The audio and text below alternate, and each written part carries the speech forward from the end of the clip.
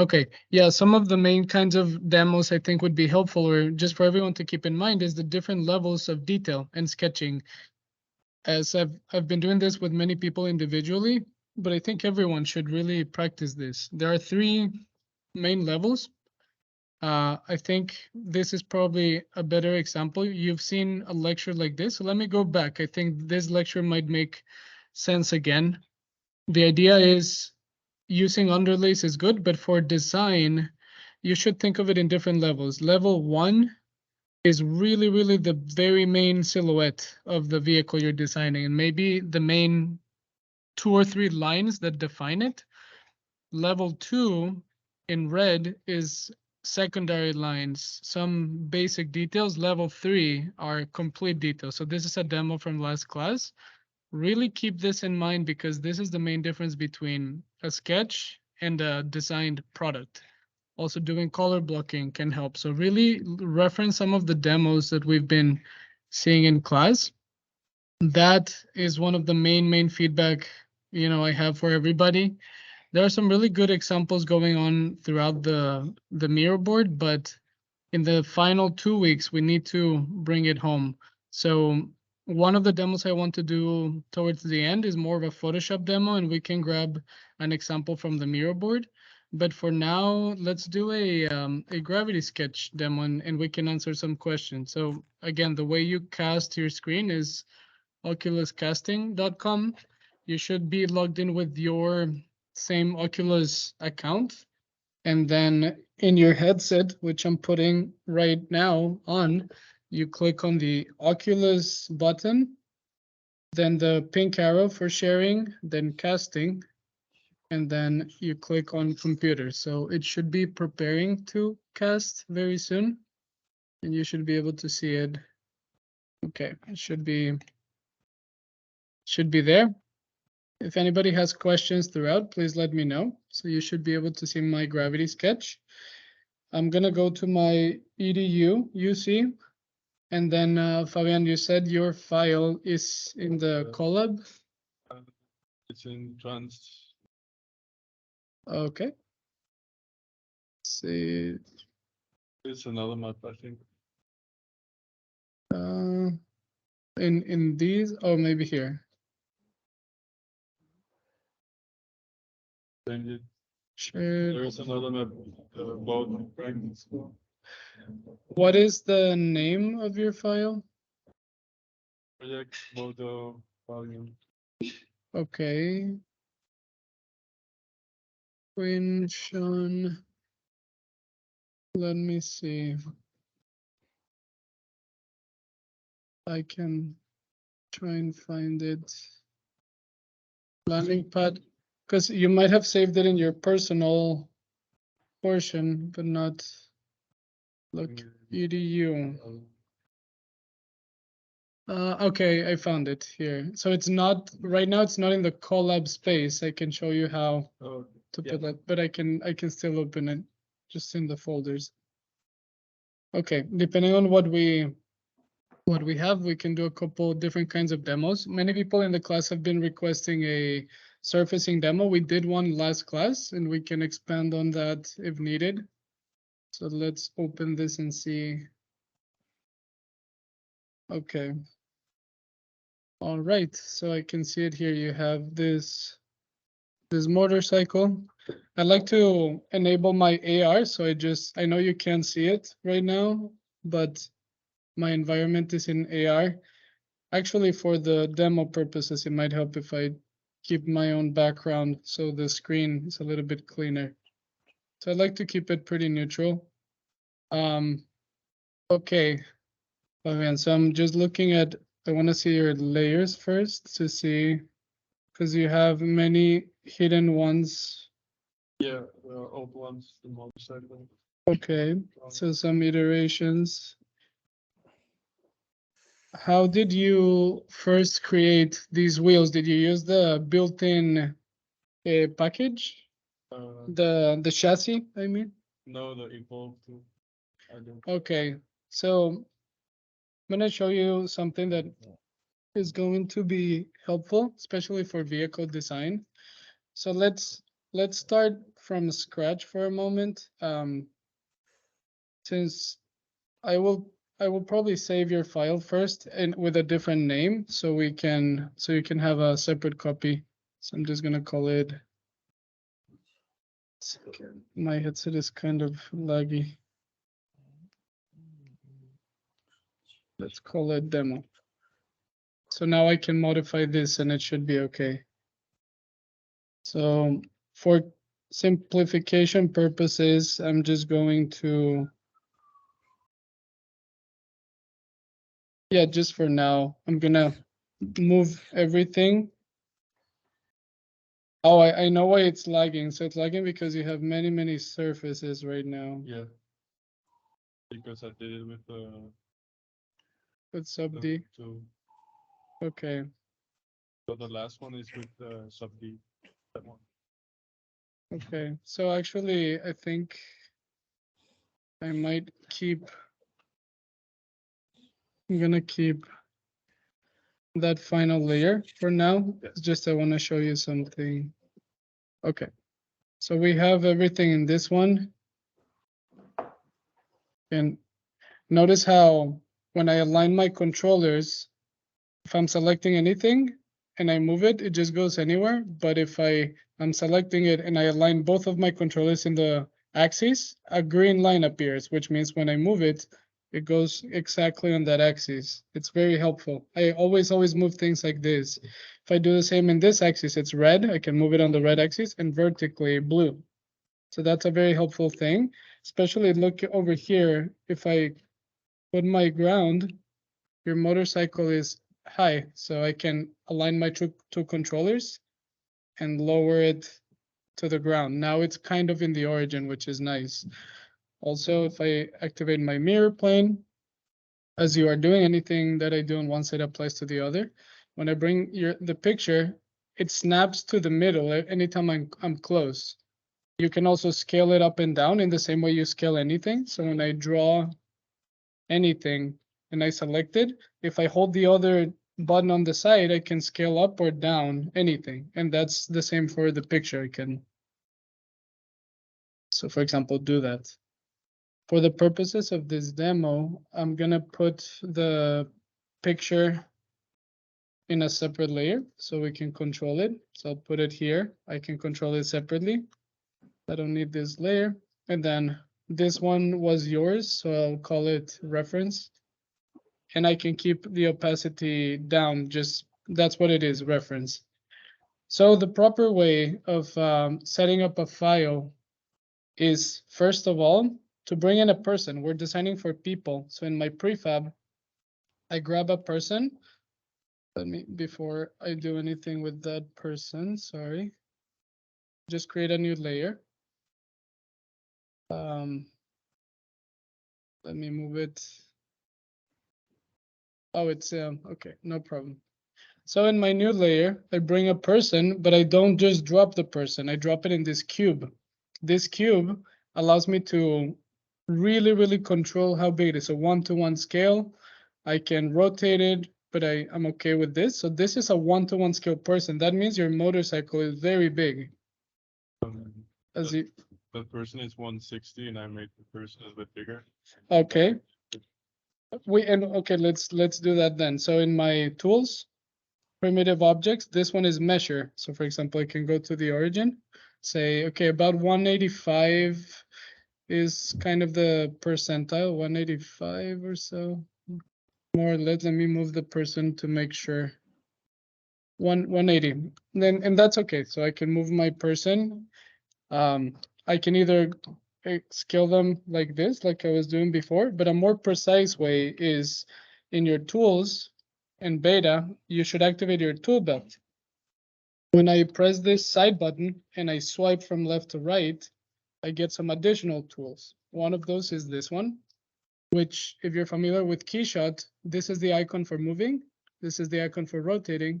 This is the icon for scaling. I'm moving my joystick sideways.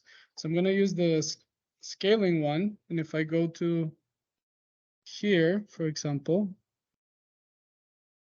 it's a very nice proportional way. So I can say, okay, so my person should be a little bit over 1.8 meters, so like 6 feet. I would still say this is a very big bike. Like a bike usually, like if you look at a bike, normally it should go probably this high, like no taller than your waist. Some bikes could be much bigger, but just think of accessibility. Okay, so this is my person for reference, and notice how I have them in their own layer. This one I'm gonna call person. Okay, so far so good. Create a new layer. Gravity sketch, in the same way I can bring a person, I can also bring a chassis. This is very, very helpful. And if you do your research on motorcycles and you get some basic dimensions, then as you can see in here, let me just get rid of, well, I don't have to get rid of it. In my chassis, I can get very, very precise. I can say, okay, motorcycle is more or less however big. I can say it's more or less however small, like that. I can say this is a very, very precise way of doing that. I'm more or less estimating based on this. Actually, I can always control my layers, and I can go into your reference layer. Something I haven't done, for example, is each element is separate. If I select all of it, my left controller, I have the blue button for points, but I have the purple one for grouping. So if I press the purple one, now this is a grouped object, which is pretty nice. So now I can move it all like that, more or less, to align it. Can you move the back wheel of the chassis, or is it stuck on the? Right now it's stuck in the origin, but I can move it once I'm done with the basic proportions. I can. Let me move the person back. So that's why I'm moving your bike, so it kind of matches what I'm doing in here. I don't need this right now. So going back to my chassis, which I'm still modifying, I can say, okay, more or less, I can match it with yours, although it feels pretty big, but I'm gonna stay with your proportions for now to see what we have, and I can grow. But as you can see, pretty quickly, I can get a very good underlay. And this is very precise. It has, like you saw, very specific dimensions. I can change those. I can change the radius of the tire. And something that Yibo that you were asking me is, how can I turn this into actual geometry? So this is now just a reference. But when I click on here, convert to revolve geometry, then now it becomes an object, which is pretty nice. Okay, so I still have your reference. And the cool thing is now I can add more complexity. You know, these are the points.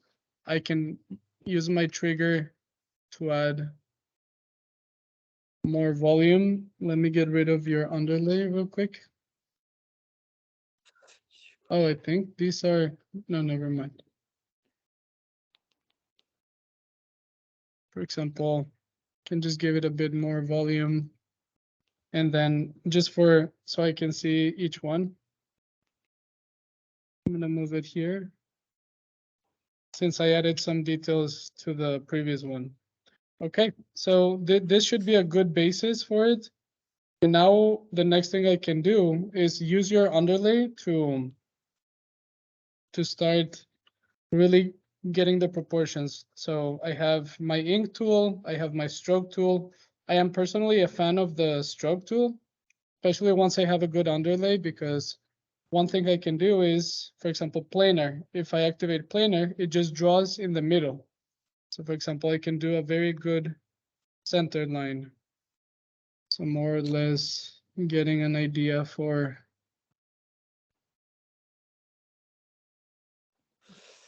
just to give me an idea. It's okay. Let's see what layer we're in. We're in chassis. That's okay for now. And I can always pay attention to your tools. When you press your purple button, these show up. One of the ones I want to use is called loop. So it becomes a loop. This is my center line. I can also more or less indicate from where to where this axle goes, more or less, and then, you know, somewhere just more or less to the center. If I remove your reference layer, this is what we have. Very simple. Okay. Feel free, to ask questions if you have. Another quick thing I can do to understand volume is I can align my controllers like this and copy and duplicate and extrude really quick like that. If I edit my sketch, it's still in planar, so I can remove planar. And now I can really begin, moving my points in perspective. So it gives me a pretty good idea of what's going on. So notice how I'm making this taper a little bit more. So I'm giving it really good volume. It doesn't have to be completely thick, always. I can grab many of these points and just do this thick to thin. I think could be pretty helpful. Can also bring these much closer. Maybe play with that shape. I think it's kind of cool. Maybe this one actually bring it out. When you start surfacing, this will be pretty interesting. So this is one of uh, my main lines. Let's do the handlebar. So for now, something simple.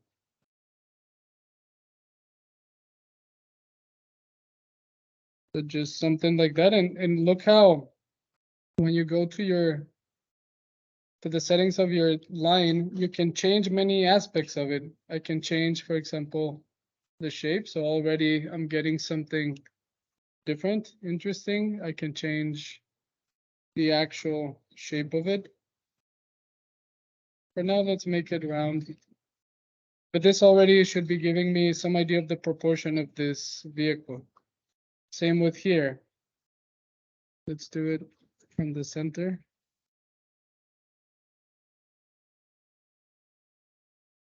And I'm kind of bending this around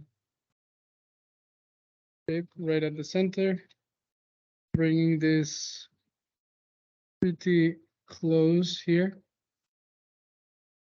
And the line is really thick, so I can modify this, make it much thinner. I probably don't need this center line anymore. And also I don't need this center line anymore. So far it's all about just starting to get a very basic volume.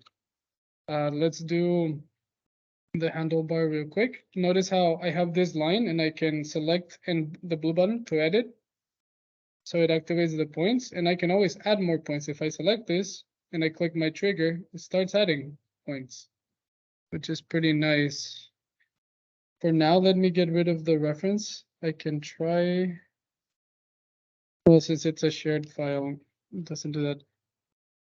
Okay, it does feel like a pretty big bike. Honestly, the main thing for me right now is this is a very tall gap. So something I want to play with is trying to move the proportion. So now that I have this, the benefit of gravity sketches, I can select everything. It's very iteration based, and please capture your process like this. I can align my controller so the green line appears, select everything, and duplicate and move. Now I have a perfect copy that I can modify. This copy, what I want to do is, I want to experiment, okay, what happens if I actually move it lower? The thing is the wheels are very, very big for me right now. Let me experiment. So this is the first proportion. I'm gonna do the same with the person so I can have that for reference. With this one in particular, I'm trying to lower the bike in general, more or less to the height of the waist of the person. This feels a bit more sporty. But then what I also have to do is the wheel. Going back to the tool you saw me use before, this one, I go to scale and just playing with slightly lower, and I can move it back down to the ground. I can delete this one. And very quickly, I'm making some good modifications. I'm moving everything very much in the axis. Look at how controlled it is. I can move these points much closer and these. So controlling. Yeah, look at where this one is now. So Pretty important to do that. And I can edit these points. A very important thing in Gravity Sketch is when you sketch points, look at them in every direction. So I'm looking at them from a side view and trying to make them all aligned, kind of going in one direction. But then I also turn this and try to see if it's the same here, and also from a top view, for example. Always look at that. When you align them in all views, it'll look pretty good. Look at the difference. This one could be a very, very off-road looking like mega bike. But look at the difference. So if I bring, that's why we bring people in here, because if I bring this user, trying to get them more or less.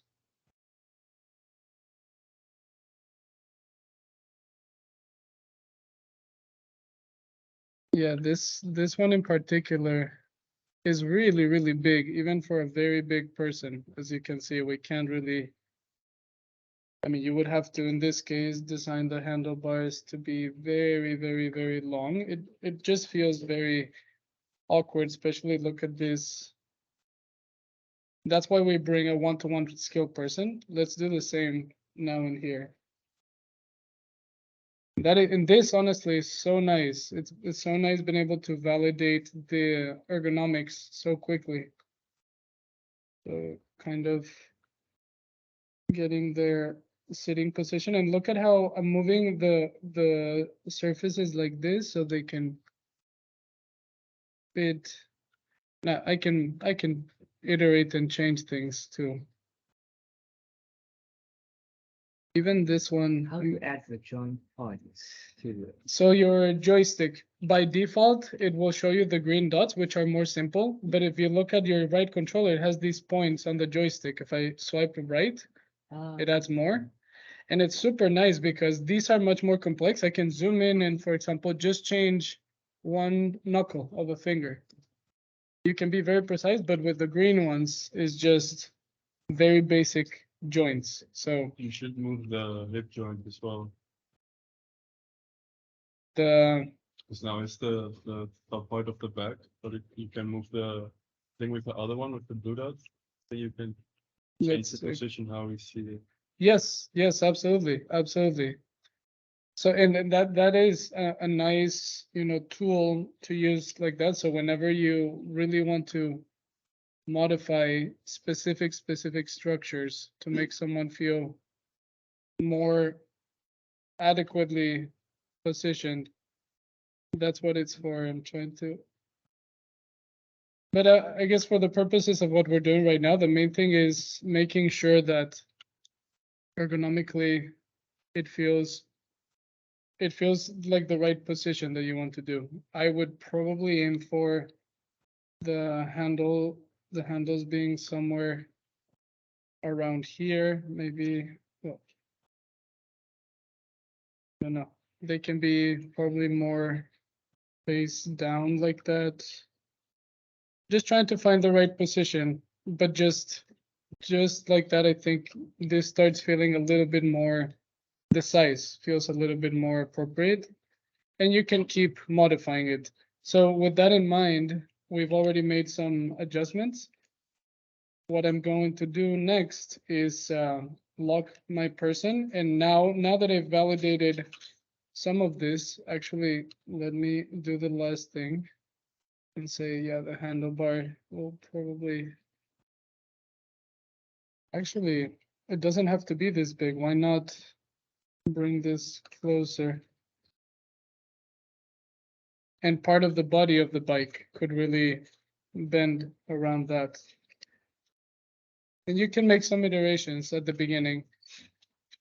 Now that I have this, another copy, and this is the one I can truly start designing around. So going back to my picture and flip it the other way.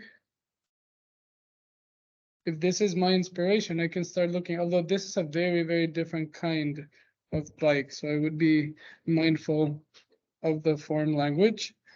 But the idea is everything, I'm going to call this sketch one. Everything I did in sketch one, I can lower the opacity again create a new one, sketch 2. And in this one, I can start making some modifications. I'm going to use a different color. For example, well, actually, probably an easier way of doing it is just in sketch 1, I can just move all of these layers to the new sketch 2. So same layers, but just same objects, but now they're not in sketch 1. And I can just simply start changing some of these a little bit. So what if it were even smaller like this, and then it opens up again. And then the widest point is here, but just making these contextual changes could be helpful. I can exaggerate this line a bit more. I don't need my center line anymore. Just paying attention in perspective how some of these are looking. There are some weird things going on. So in here, these are not aligned. They are now. Just looking at everything in perspective helps. Kind of saying that they're flowing. I can bring all of these much closer, so make it very dynamic. Look at how it opens and then closes. Let's say this is my basic. I can move this up to make it more dynamic. How can I add edit points here? With the trigger. So if I'm editing here, let's say I want to add a new editing point between this one and this one. So I select for the trigger. And the same I can delete. So this, delete. So you can always add or remove. Kind of a trick I have is, look at what I'm going to do. If I select and duplicate this one, this is another, if I want to create more complexity, I just created a new copy, but with this copy, I'm actually going to reduce it in size. Maybe actually let's use the scale one. So I reduce in size this copy. Let me change the color so we can see it differently. And then basically I can start bringing it closer and moving some of the points higher, so it creates kind of like a thickness around. So look at how I'm moving them. But if you see the section, it's kind of on the outside right now, and I can exaggerate that too. So when I surface, this will give me a pretty cool, pretty interesting result. Look at how this green line now is a perfect inside thickness, but it's to the outside. That's a very quick way. Does anyone have any questions on that? And I can also, in green, I'm gonna add a detail for the seat where the person will go. This is more or less where I want that to be. Kind of adding that, and it's VR, so you can always zoom in. Right now I'm at 300%, and I can really, really understand and modify things, and then I can zoom out. You can always edit the thickness of your lines, but this one right now is supposed to be the thickness of my seat. Little things like that, I can keep editing my wheels, keep editing some of the other features. For example, the handlebars are a pretty important one. I like to have a good sketch as a basis. In my inspiration, let's say there's some kind of an interface or an opening that happens right here in the front. So I'm trying to just create some kind of a shape that does that. And like to your question, Diego, I'm selecting points and clicking my trigger to add more points. Just sometimes you can add more complexity, and I'm looking at this in perspective. And now I have, let me change the color again. This blue one could be some kind of an interface, and the same approach I did before of duplicating. So I selected with my blue line active, select trigger. So now I duplicated vertically. But to this copy, I select my points, and proportionally, I'm moving them to the inside and then to the inside. And now look at what it's doing. And then the same in here to the inside. And all of these to the inside. And now I can lower this whole structure and look at how I created this thickness in some way. That's a good design tool. I'm gonna do that again, maybe trying to think of some kind of a detail of interest in here. So same, duplicate, well, in the wrong direction, duplicate this out and color it blue. This time I want to create just a detail somewhere in this area, so I really don't need many of these other points. 1 second. This was looped, so I will remove that. I have the same exact part of the curve from before. I can bring it, you can see it's the same one, but I want to do something different with it. Maybe something simple. I can loop it again so it completes. And I just want to start changing it. Can you show me how to loop it? Yes, so in when my points are active, your purple button here gives you options. You can change the thickness of your line, you can change many things about it. One of those is loop. So this is what it does. Okay. And actually it's pretty thick, so I can make it thin again. And basically, maybe actually it doesn't need to loop in this case. I'm thinking, let's keep it simple. Maybe I just want to have some kind of a feature, some kind of a line that does something like this. So look at how there's this diagonal and then this one. I'm trying to have those matching. So this blue line is a secondary line that matches these. So maybe another thing you can do is draw a section line. I know I'm working with different colors, but these are supposed to show the different layers, and I'll create a copy soon.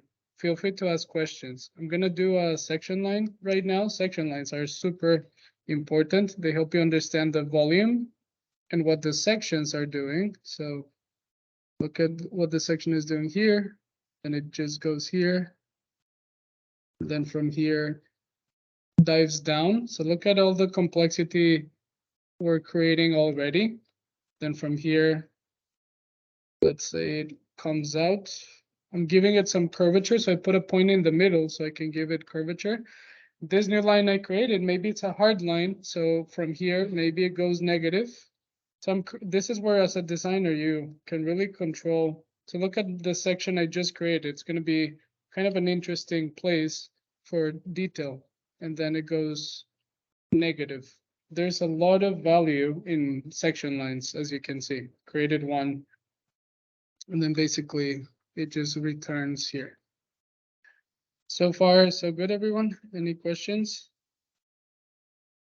Let's do something with the wheel also. So this is my wheel, as you can see. You can add more points and complexity. You also have your revolve tool, which is the one you were using, Fabian. With the revolve tool, it's kind of tricky to use at the beginning, but you can get some really nice results. So basically with my left trigger, I change the axis, and with my right trigger, I draw. Something that is really important that I learned is if you don't press the whole way, but press halfway, then that's how it snaps to the exit. Look at how there's a red line. It means it's perfectly aligned here. And I'm pressing half. I'm not pressing fully. Same if I do vertically, blue line. If I do the other way, oops, green line. So that's how you do it. So I'm doing my red line, and I'm trying my best to kind of match it. Honestly, at this point, since I have this good underlay, I can just redraw the whole wheel. So let me do that. It's probably easier. So I created a new layer, and then more or less half pressing, I can get somewhere close. But this is my new basis. And then basically anytime I press my trigger, does that. The good thing with this tool is You don't need to do it perfectly the first time. I can go back, and now that I've done it, I can edit. So I can say, let me actually, I want to see the underlay so I can sketch it well. But this one, maybe let's color it red so we can see it. So I want to match it pretty close, and you should be able to do that easily. So look at how pretty quick I'm beginning to do that. I can add another point. So look how I use my trigger. That's a pretty close copy. I can remove or lower the opacity again. And then I can even add more details. So once we get here, can go to the inside. I still have my axes. So look at what we're gonna do. Since I have my axes and I haven't lost it, can go to stroke. And in your options, you have something called polar symmetry. So for example, I can say, let's have 8. And since I'm in my symmetry plane, it's pretty cool. I can start drawing just pretty quickly. You have your settings, so I can play with the shape. I can simplify it. I can say whatever it needs to be. And I can continue doing that. So maybe I'll draw some kind of a pattern on the tire.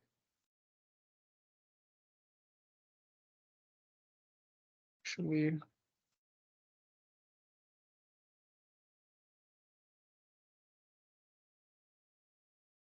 something like that, and then maybe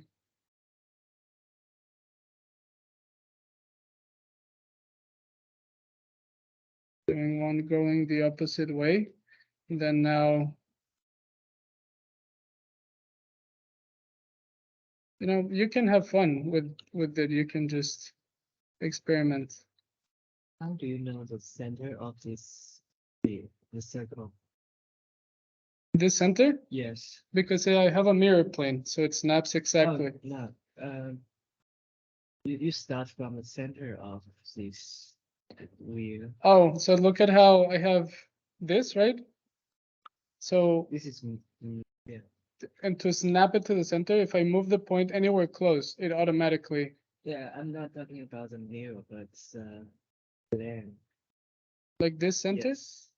Oh, Just like because by default, when I created the wheel, it does it from this axis. And since I haven't changed the axis, this will always be the middle.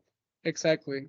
The problem happens when you lose that axis. So notice how I haven't touched my left trigger. If I touch my left trigger, I lose this axis. So everything I've done, I've kept the same one from the beginning. And that is pretty important. That's a good question. Because right now, everything I've drawn is exactly from this same red line. if you lose your axis, you can't catch that again.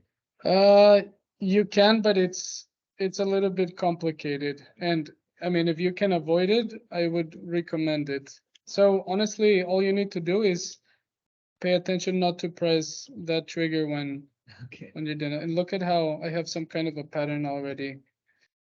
Okay, anyways, so going back in here, I can, now that I have this wheel, I can duplicate it, and now I have 2 nice wheels going on. If I lower the opacity here, I can delete the previous ones, and I can just move everything back to my sketch. Oh, this one is locked, so back to sketch 2. So everything is in the new one. Okay, this is where it's gonna start getting a bit more interesting, and ask me questions, please, if you have. So what I'm gonna do is look at all the iterations. This is getting pretty much more precise. So I'm gonna duplicate this one more time. But now that we don't need the colors were to explain the different levels of what we were doing. Now I'm just gonna color everything in the same color because we don't need it. It actually starts looking better. And now let's keep the wheels, they look cool. So let's talk about surfacing at this point. Fabian, do you have any specific questions on the surfacing side? As far as, were you here last class when we did like a sub D surfacing demo? Yeah. So I noticed when I'm doing sub D, I have trouble when like the only way I can extend the lane is like by adding points and then yeah. going from there. I don't know if I can like grab a line and then So let me show you the proper way. I'm just grabbing this person, and this is our newest bike. So I'm gonna, I did some sub D on the last model that I made. Maybe get it for a second. yes, okay, let's do it. So you have your reference. So I'm gonna go all the way back to the beginning. So I did that. Yeah, there's Wanted to make it more like topographical. there's some interesting things, but the main concern is how complex it's getting. Yeah, of course, with sub D, the keys start very, very simple. Did these things happen by accident? Yeah. So they're double. Yeah, I can see that there are duplicates of many things. Okay, no, honestly, there's But something you can grab that sub D. Yeah. there's something really interesting. I think you should take pictures, screenshots just of this by itself and put it in your process. There's something cool. My main worry is look at how complicated it is. And remember, this headset has to process all of this internally, which can be very difficult.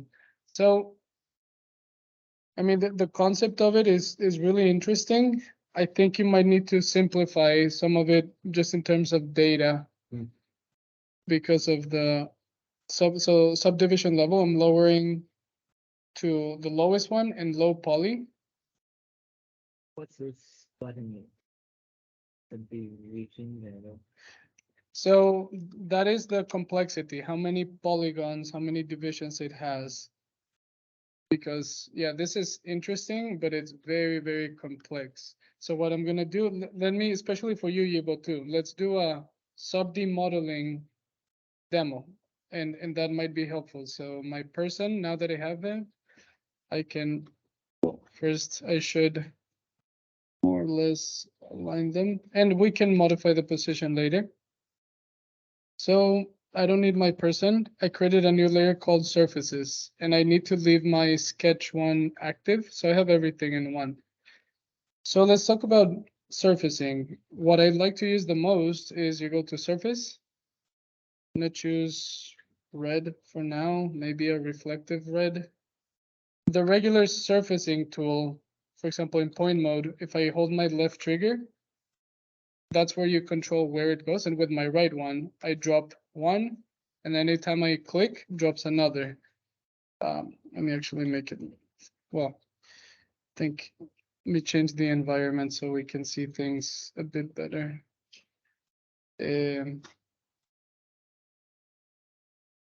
Let's see, yeah, this should be just a tiny bit better.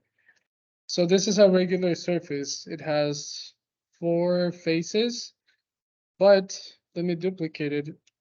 What we need to become really good at using is subdivision surfacing. Subdivision surfacing is when I have my panel in here, and when I click sub D, basically what it does is it removes all the straight edges. Look at the difference. This is a regular surface, this is a sub D surface.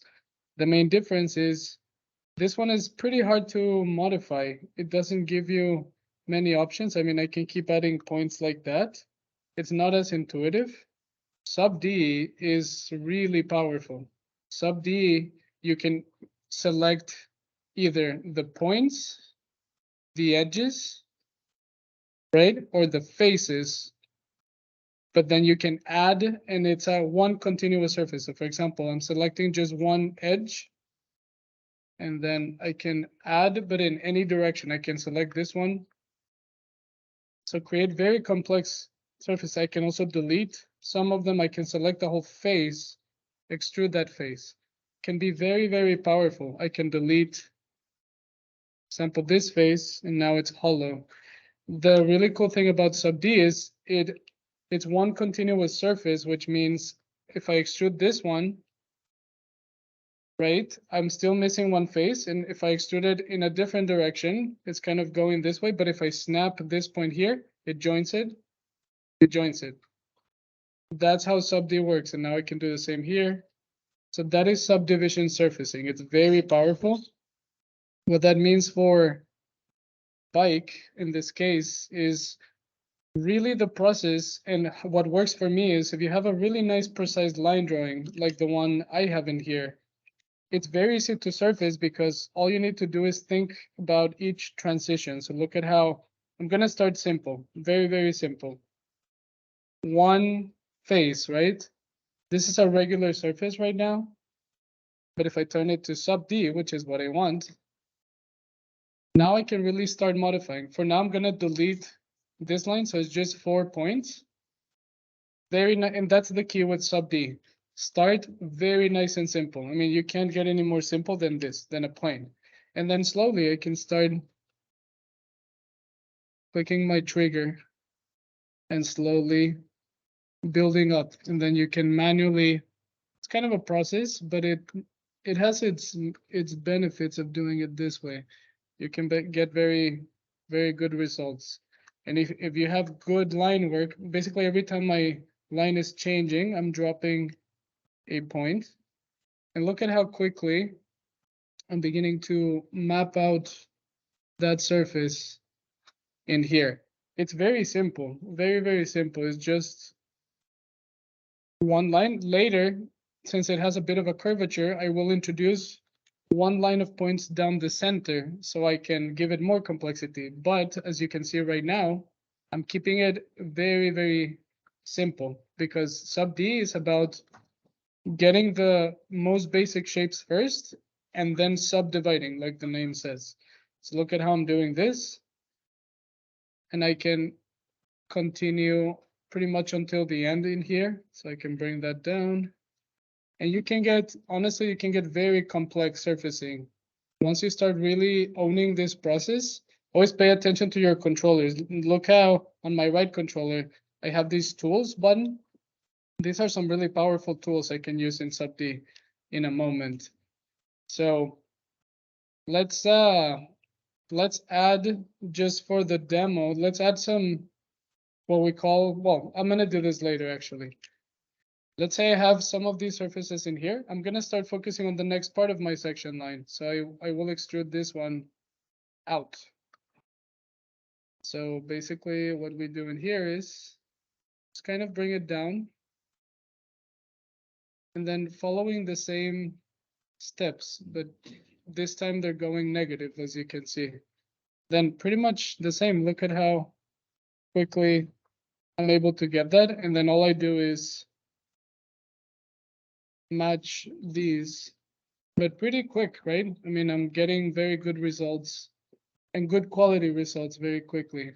Look at what the section is doing, which is what I wanted to do. I can control that. The key is keep it simple because the more points you add, the harder it will be to modify. Once you start getting good at this, you can add more complexity, you can take away complexity. There are some really good ways, and depending on the questions, I can show you some of those. Notice how just starting nice and simple.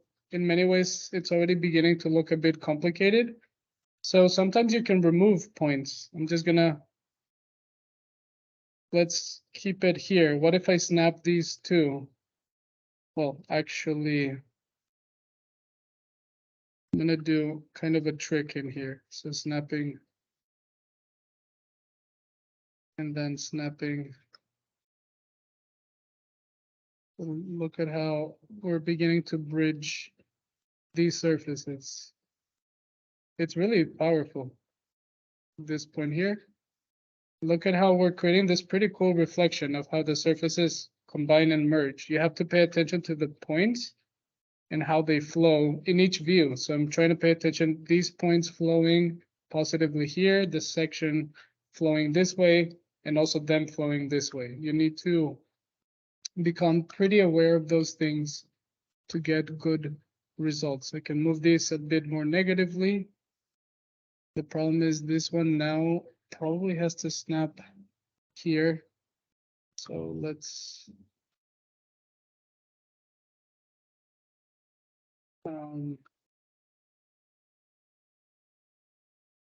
trying to resolve this phase. Let's see what we have. Okay. So this one goes here. And you can simplify things in many ways. Okay, here we go. So this is what it looks like. A really good thing you can do is remove your sketch layer just to evaluate your surface. So I can see some inconsistencies here. Probably means, see, I simplified it by deleting unnecessary points and edges. A really cool thing is go back to your tools menu, this one. If you look at my lines, this is a hard line, right? This one.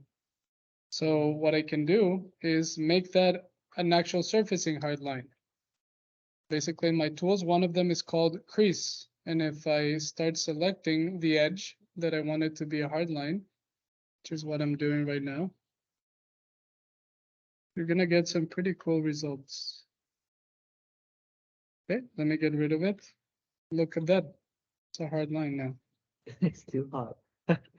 Right, but it fades in some way, so I can control where and how. So if I unselect, for example, these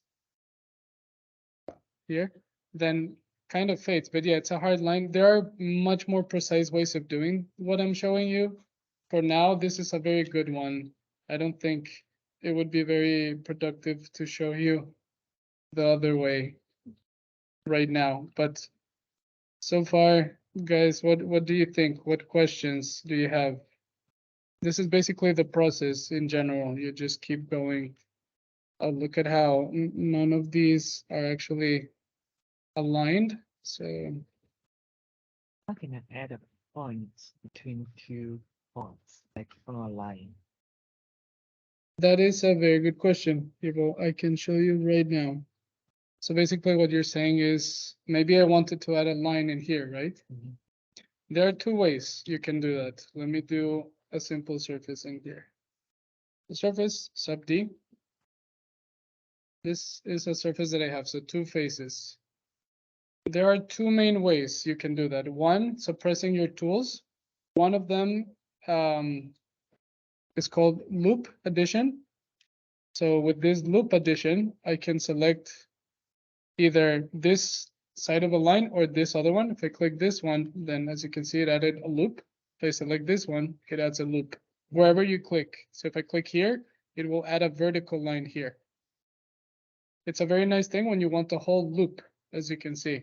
Another one in my same tools is called edge cut. This one could be pretty nice when you want more specific details. So edge cut, I can say, let's add a line right here, going to right here. That's another way. Okay. And then, for example, I can, with this in mind, I can, gives me a lot of control because I can select the point in the middle. And now, for example, if this had some kind of a wing, now I can just control that and I can add even more points. So going back to edge loop, let's say I want to add one from here to here. And now I have a new point and I can say, yeah, let's bring that like that. And you sub D is crazy. You can be super, you can get super complex. Going back, and there are some other tools. I can explain some of them if you're interested. But look at crease again. So it's pretty wild.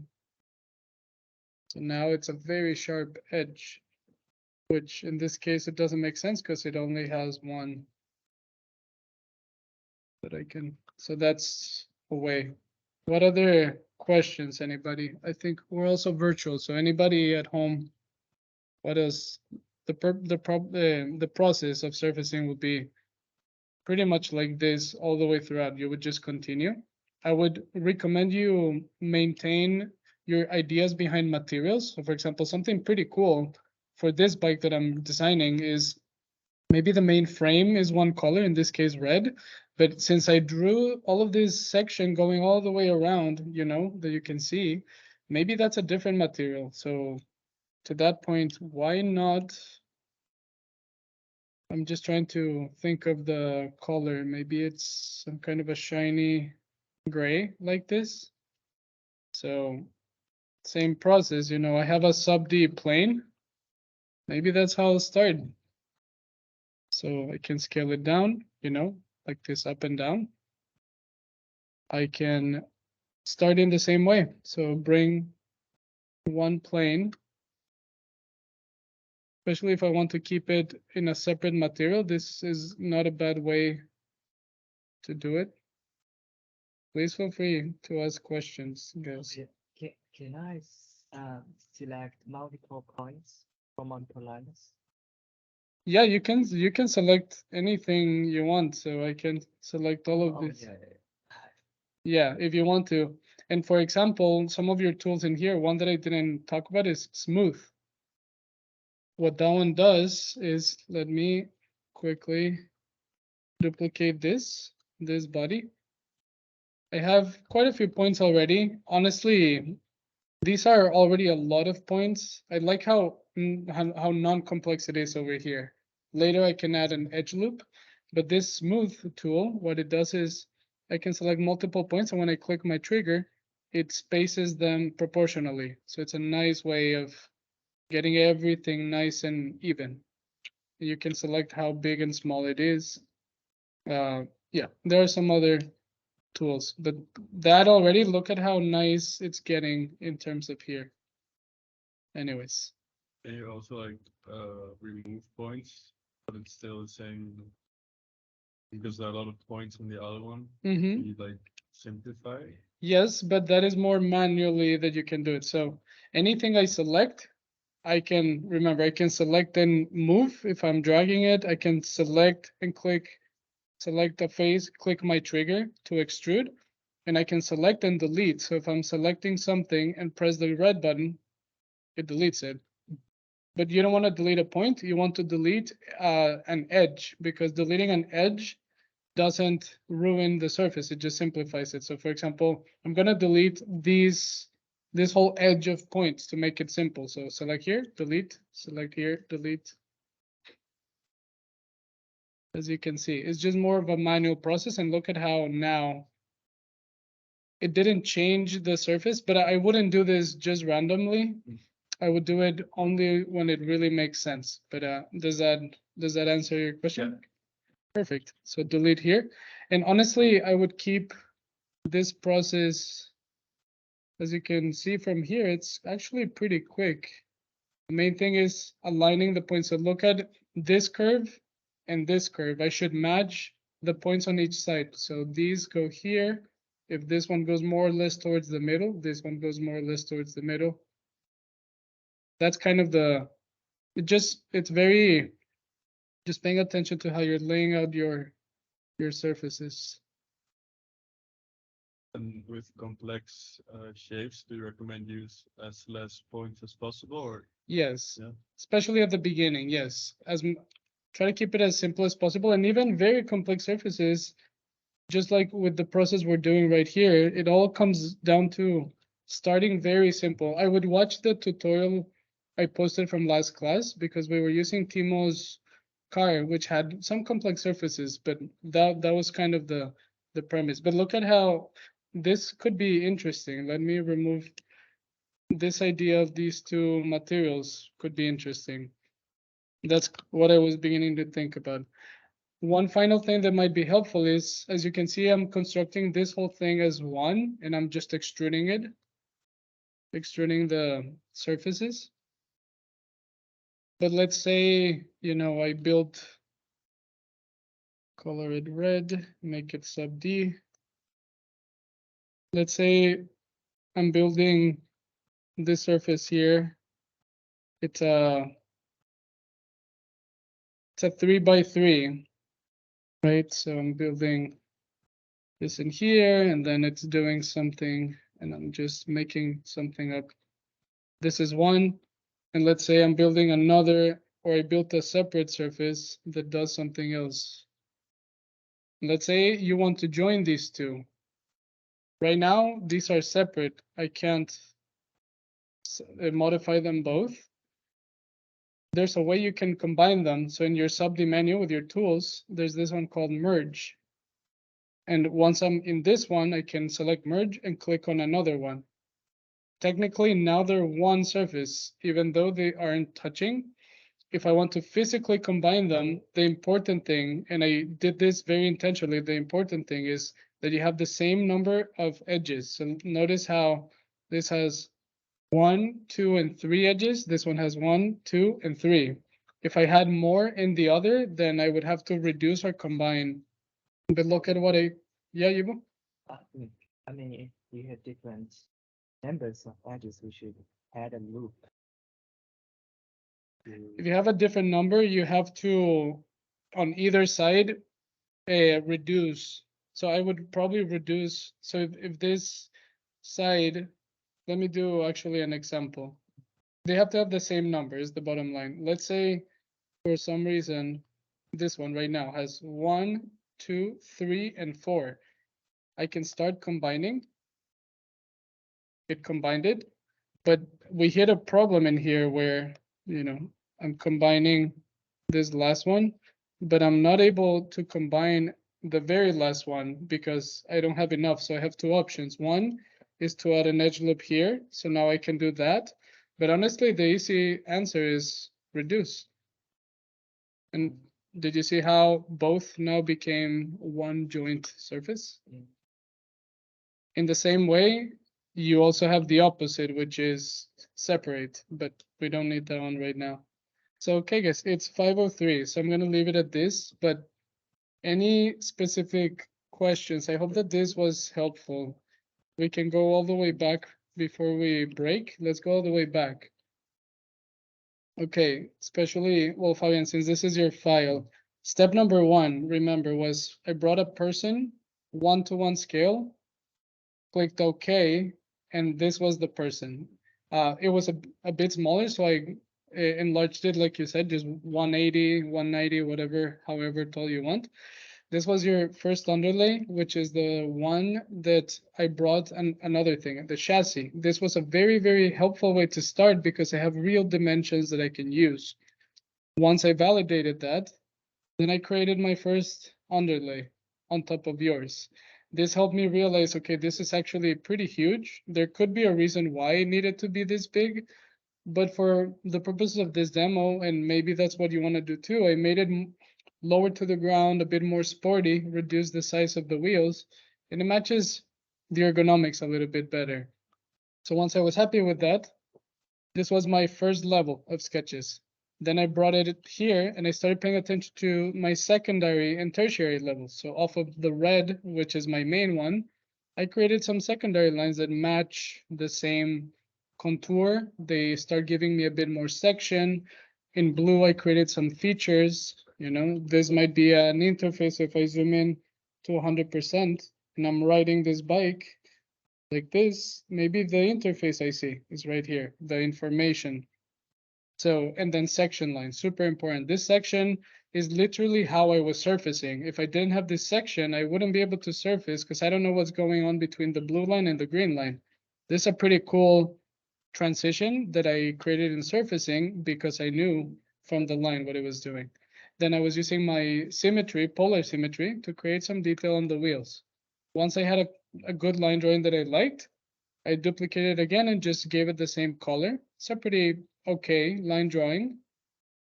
And then this is the one that we began creating some surfacing. So sub-D surfaces are very powerful.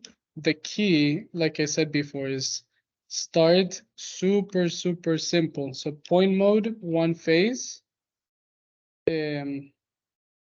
Make it sub-D, remember, in your tools.